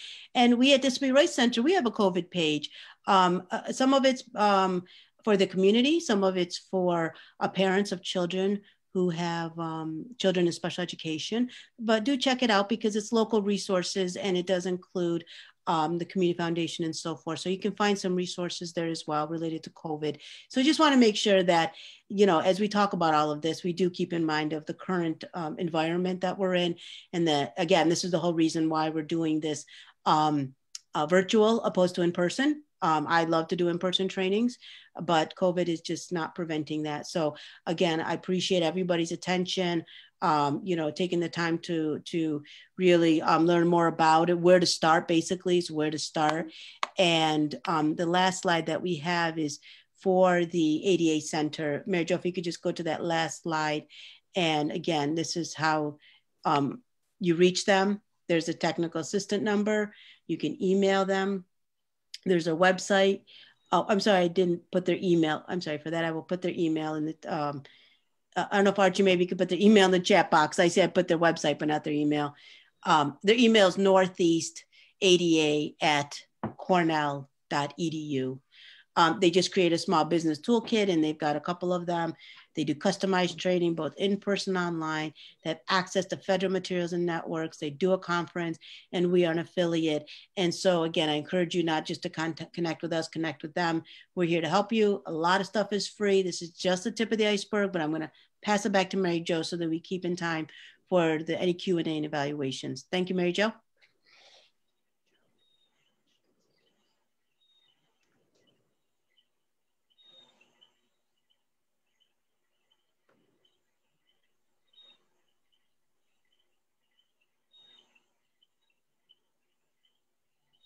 Mary Jo, I'm passing it back to you.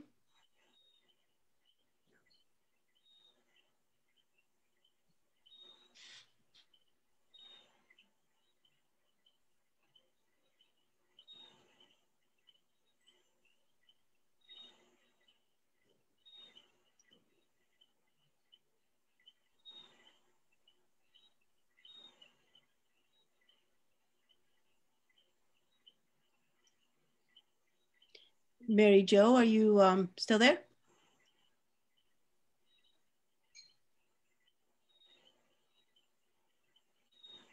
Okay.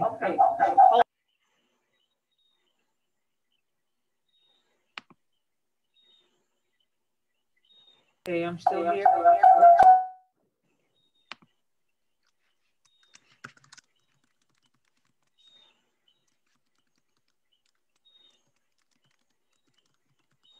So while we're waiting, I will say there's a question in the chat box. And the question is there a requirement to have a van accessible parking? And I was just typing to Jerome, I believe, who wrote that. And yes, there is a requirement in the ADAG, and I can provide you the specifications for that. Oh, come on. If Mr. Knight would like to provide an email or let Mary Jo know, and I can follow up with that. I can follow up with that tomorrow. I have Mr. Knight's email. Okay, great. Okay. So I'll follow up tomorrow with that. Okay, I'm looking for the, oh gosh, I'm looking for the survey. I had it here a minute ago. Polling question.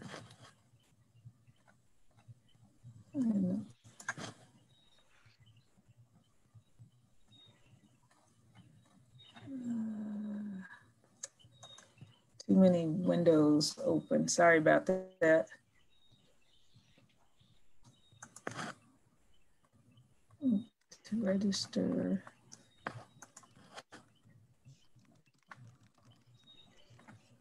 I'm almost there, I think. Evaluation. Yay, I found it.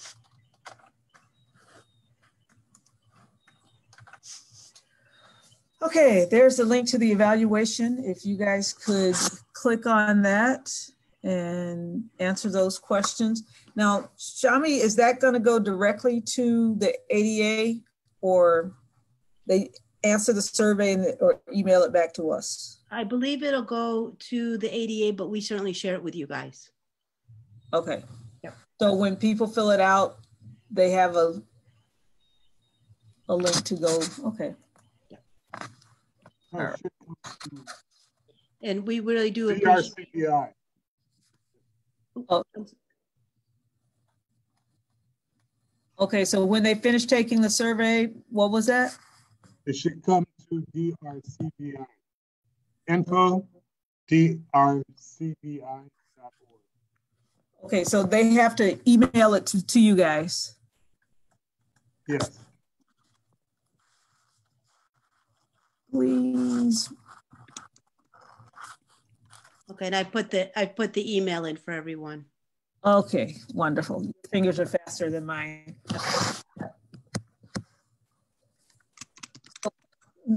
Now that we're at the end of the presentation, does anybody have any questions that you would like to ask on open mic?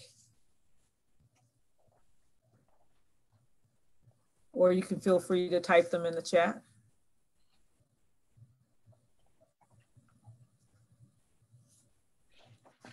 Okay, well, if there are no more questions, I want to thank you all for attending this evening's session, the ADA primer. And next week's session is going to be on customer service. It'll be at the same bat time, the same bat channel, 6 p.m. You do have to register, so you can use the same link to register for next week's webinar as you used for today. And on behalf of our State Director, Mr. Ted Gutierrez, and the Small Business Development Center and the Disability Rights Center of the Virgin Islands, we want to thank you all for participating in tonight's webinar. And we look forward to seeing you next week. And starting next week, we have a series on credit. So you can also show up for that on Tuesdays for our webinar Tuesdays at 10 a.m. And we'll see you next week, Thursday at 6 p.m. again for the ADA Primer webinar series. Thank you all for coming, and do have a wonderful rest of the week. Take care. Good night.